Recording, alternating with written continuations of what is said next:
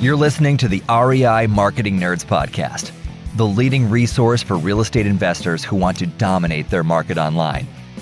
Dan Barrett is the founder of AdWords Nerds, a high-tech digital agency focusing exclusively on helping real estate investors like you get more leads and deals online, outsmart your competition, and live a freer, more awesome life. And now, your host, Dan Barrett.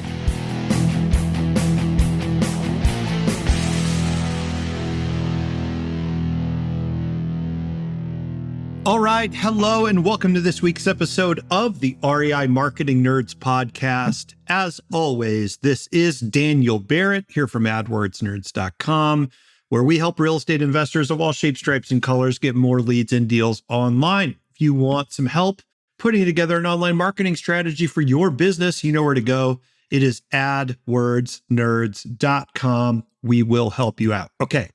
This week, I've got a really fun interview with Joe Dillon. Now, if you don't know Joe, he's got a really incredible story. I kind of don't want to spoil it. I want you to kind of go into this interview, without a lot of preconceptions. But suffice to say, Joe is an incredible investor, an incredible coach, someone who is really, really good at connecting with people and helping them figure out exactly what they need in order to succeed, right? He's not someone that just gives the same plan to everybody. This is someone that really works closely with people and understands what makes them tick. He is a wonderful investor, like I said, wonderful coach, just a really great person and a really wonderful person to learn from. So without any further ado, we're going to jump into my interview with Joe Dillon.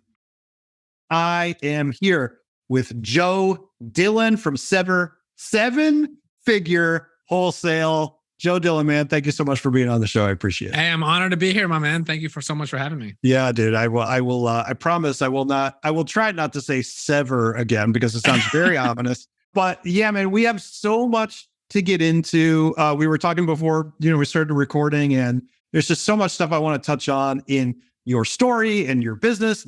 So much fun stuff. Before we get there, let's just kind of back up. For people who aren't familiar with you, let's talk a little bit about kind of what most people know you from, which is probably the Seven Figure Wholesale Program. So kind of give people an overview of you and what you've been doing up till now. All right. So I'll give you the nutshell version. Okay. So essentially in 2014, I really got into, really like 2013, I really got into the law of attraction. That led me to attract meeting this guy named Raphael into my life. We ended up partnering on this wholesale business. And I was like, oh, what is this wholesaling thing about? And we started off tons of door knocking. We were doing cold calls before it was cool. and we did tons of calls, a lot of mail, stuff like that. I had, built a little bit of cash from my job, ended up leaving my job, and I just went all in, and just real quick, I'll just jump straight into it. But for anybody that's starting, I know you have a lot of listeners here, Dan, that, are already doing deals, but for anybody that's starting, your number one thing is getting over your own mental blocks and actually just doing the work. At the beginning, it's all about numbers. It's literally about getting practice, and it's about just getting numbers, okay? Meaning making as many calls as you can, falling on your face, making mistakes, and eventually you will get your first deal. Then it snowballs from there, right? So we did that, grew the business. That next year, we were a really good team professionally, but we made so many mistakes just like anybody else. And so we grew this business to a pretty large scale through a lot of trials and tribulations. Our bank account went up and down, constantly. It would almost hit zero like 3 times. We're almost out of business, but we finally kind of figured it out when we put structure into the business. And so I'm huge on structure, and Seven Figure Wholesale is all about implementing structure into your business, which, is systems, data, accountability, right? Literally putting structure to your entire operation so that it's way more efficient.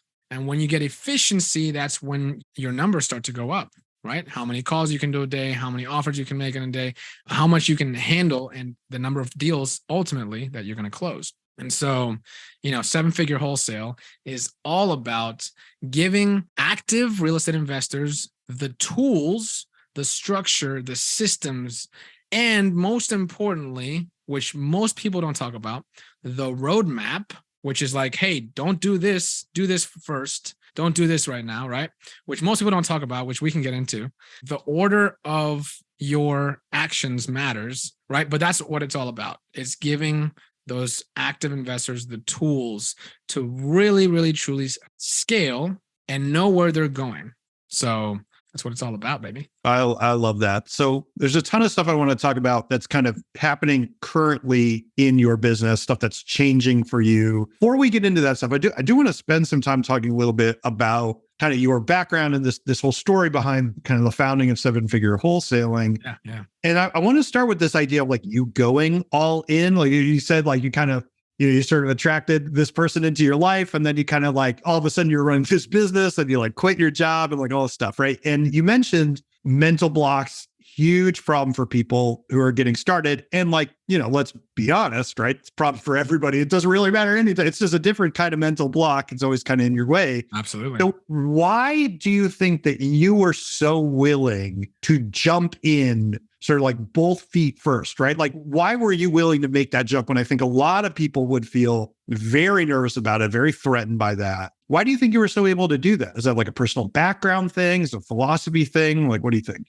Man, I'll tell you, ever since I was a kid, I always aspired for greatness. Like I knew some way, some shape, like I was going to be successful.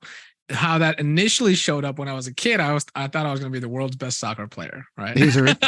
Because I saw Pelé and like I was, all about that, right? But I was a kid, right? That obviously didn't happen. But I think one, it's just installing really good software into your own brain, right?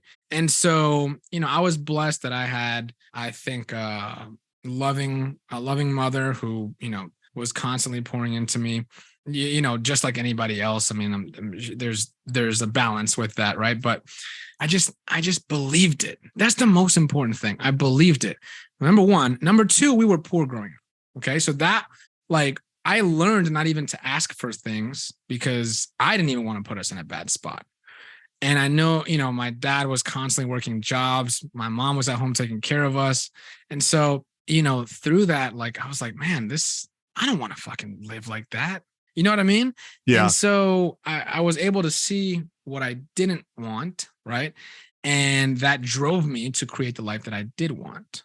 Yeah. And so when I found the opportunity, I was like, let's go all in. The third piece to that is like getting connected with the right person. Like I just attracted this person into my life, and he knew a lot more about real estate than I did. So he kind of showed me the ropes, and then we went into it together. I'll tell you right now for sure, like I wouldn't be where I am without that person. Yeah. And so, because of that, I think there's so much value in accountability and collaboration. Even if you're a solopreneur, you can find another solopreneur and like just collaborate, hold each other accountable. I think there's so much to that, man. So that's fascinating. I really like that. And I do think that, it's so interesting, right? Your story is kind of like, I think a lot of people are like, oh, well, what's better? Is it the carrot or the stick, right? Are you attracted by the compelling vision of the future? Are you really like just trying to put distance between yourself and this kind of reality that you don't particularly like? You had both simultaneously, right? And you put yourself, just like you said, in the structure, that relationship, that business relationship that really held you to that, didn't let you back off of it. I think that's such a cool sort of origin story, for lack of a better word. Yeah, I think like we can't underestimate the power that comes with community, whether it's like, Napoleon Hill said it best himself, like the idea of a mastermind.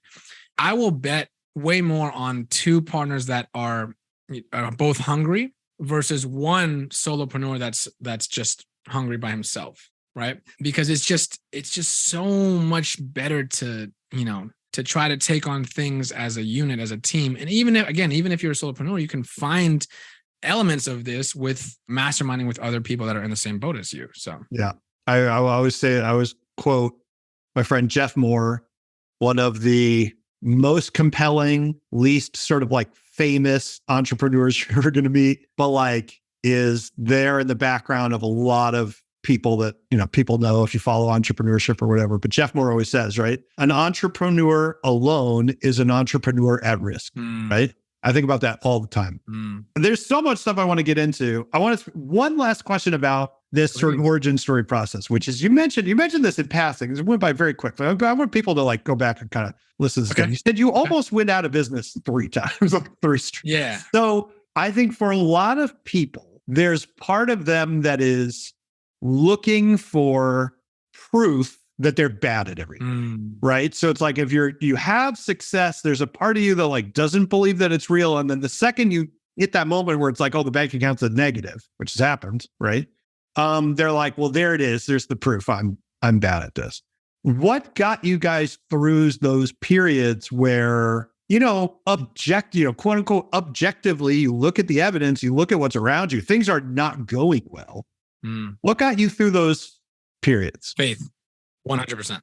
Faith. So there was something that was just like so fiery that was brewing within both of us that just like we were both striving for greatness. We were both striving to get out of our situations. We both knew like, hey, this business can work as long as you make it work. And so like, it just wasn't even an option. Yeah. I'm not like, there was one time that I was like, oh shit. I was like, dang, we haven't gotten a deal in like 4 months. Right. And we were banging the phones. We haven't gotten a deal in 4 months. Like, what the hell is going on? And I remember turning to my partner at the time. His name was Daryl. And I was like, bro, like, if we make it, I told him this. Actually, I think I told him when we make it, it's just going to be so much more of a sweeter victory because it's not like things just start smooth sailing from the jump. And sooner, like basically about, I think a week or 2 weeks after I told him that, we were pounding the phones. It had been like, I think 3 months or 4 months since we've had a deal. And we were working full time. So that's a lot, right? And so I think 2 weeks after that, I make this call and I still remember the guy's name, Reggie Pegram. And it was this condo conversion deal in DC.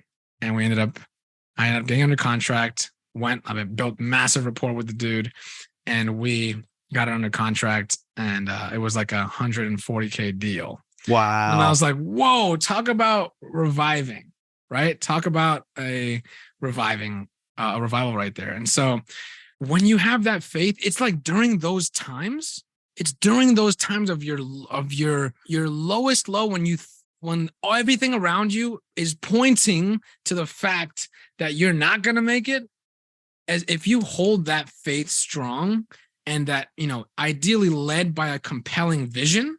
Yeah. If that's you, like, and you hold that faith strong, I promise it will happen for you. It's almost like universally spiritually energetic at that point. It's almost like a test. And that's kind of how it felt. And it felt like God was watching out for us. Yeah. It was like, hey, bank account's going down. Here you go. And that happened twice. I think that happened twice or 3 times. And, it got us to a point where like, all right, well, let's create some stabilization. Let's create some consistency, as opposed to like getting these big hits and then we'll go a month or 2 without deals and then getting this big deal. And so, that's when we started to read certain books. We started to hire the right mentors. We read the E-Myth, started to read the book Traction. We hired certain mentors and we really started to put structure into the business, and then took off from there. Oh, I love that so much, man. Want to find motivated seller leads online, but don't know where to start? Download our free Motivated Seller Keyword Report today. AdWords nerds have spent over $5 million this year researching the most profitable keywords for finding motivated seller leads. And you can grab these exact keywords when you download our report at www.adwordsnerds.com/keywords. Look, folks, if you're listening to this, there are Reggies out there, and it's going to happen. All right. Not him. Reggie's taken, but there are other ones. I think that's so cool, man. So, all right. So that is like the perfect, I feel like, transition a little bit. Cause we were talking a little bit before we started recording, and we were, we're just kind of catching up or whatever. And you were like, yeah, like the kind of period of basically COVID to now, it's COVID's still around, but you get what I'm saying, right? Like sort of peak COVID to now has been kind of a rough one for you, but it's also been, sounds like kind of a period of real kind of rebirth and kind of energization, whatever the word is. So walk us through, like, what was that period for you? I mean, we won't get into this now, but I'll just say, like, I'm 42 this year. I'll be 43 this year. I don't feel like I was a grown up until after COVID. Like COVID, I basically like made me a man in a lot of ways. It's like, it was the first time where I was like, I'm like stocking my basement with oatmeal because I'm like, I don't know, like maybe zombies. I don't know. Who knows? So it was a real wake up call for me in terms of like, hey, no one's coming to. I mean, and I don't mean this in a like a nihilistic way, but like in terms of like my family, my business, no one's coming to save you. You got to right. Yourself, right. Right. That was really formative for me. So like, what was that period like for you? I mean, it sounds like you went through a lot of stuff. So walk us through that story a little bit, as much as you're comfortable with. Yeah. Oh, I'm an open book, man.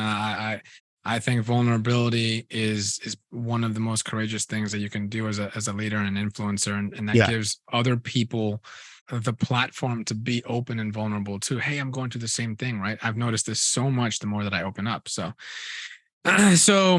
all right, I'll kind of take you from where we were, and I'll complete the story in like a very brief 30 seconds, and then I'll catch you up to where we are now.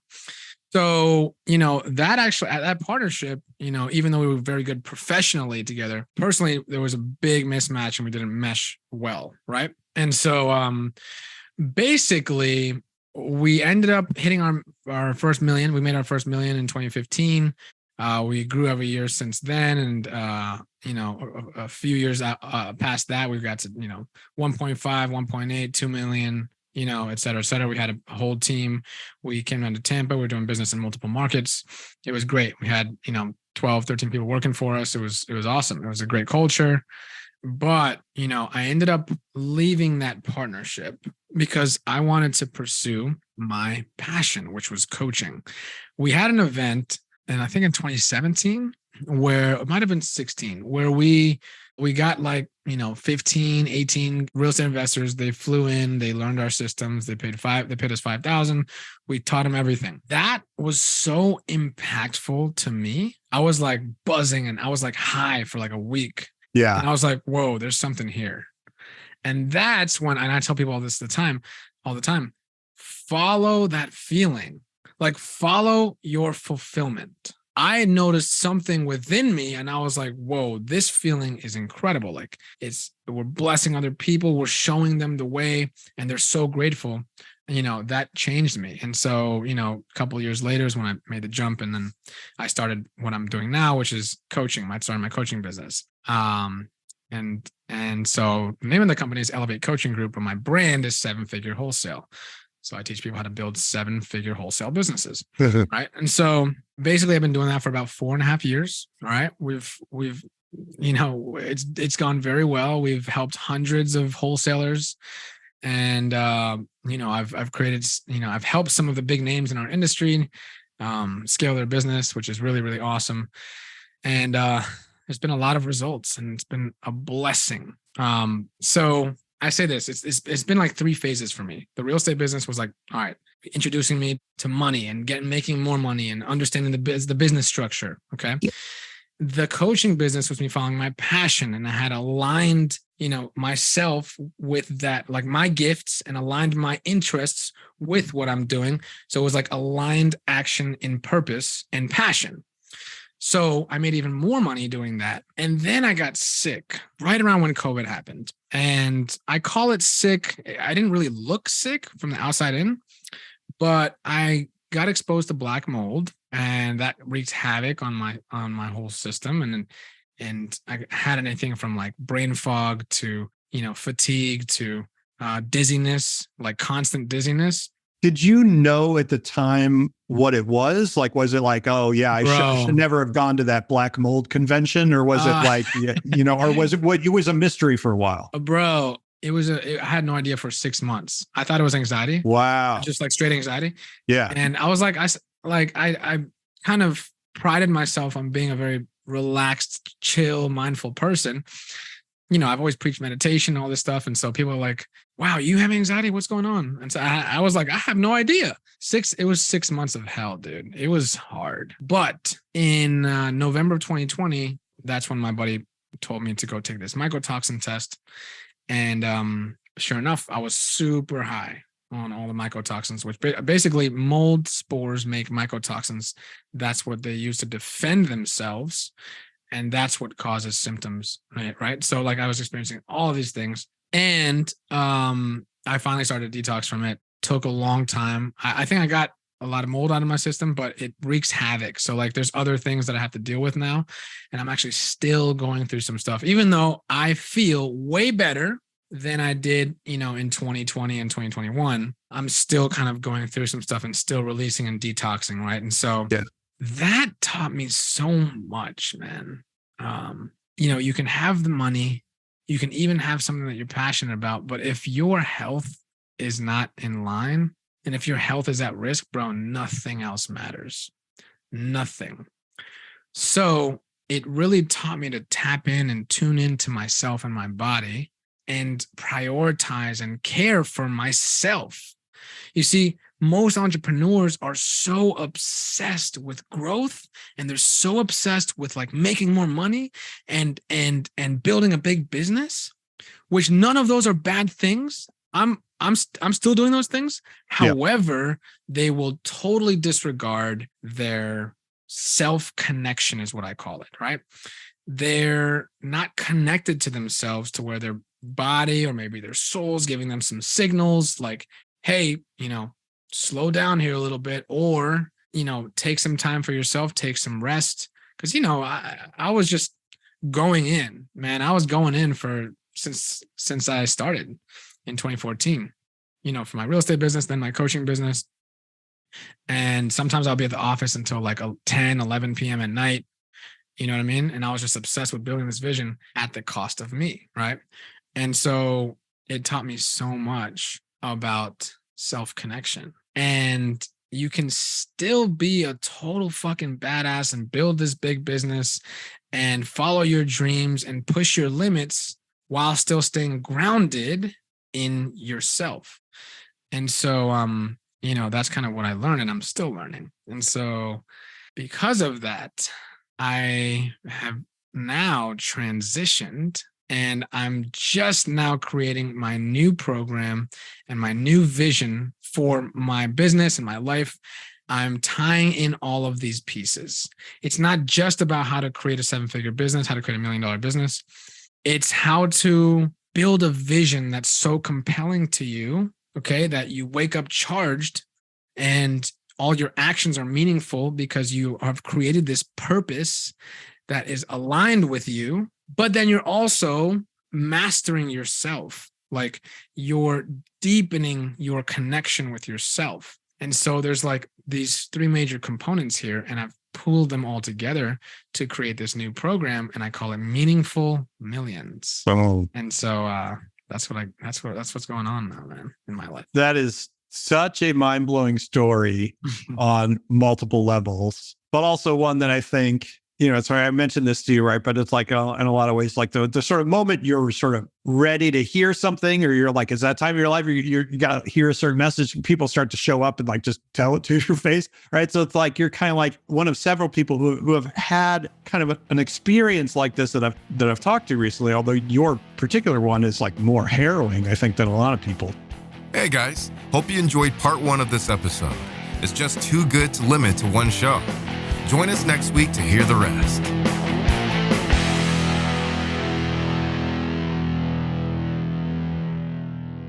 This is thepodcastfactory.com.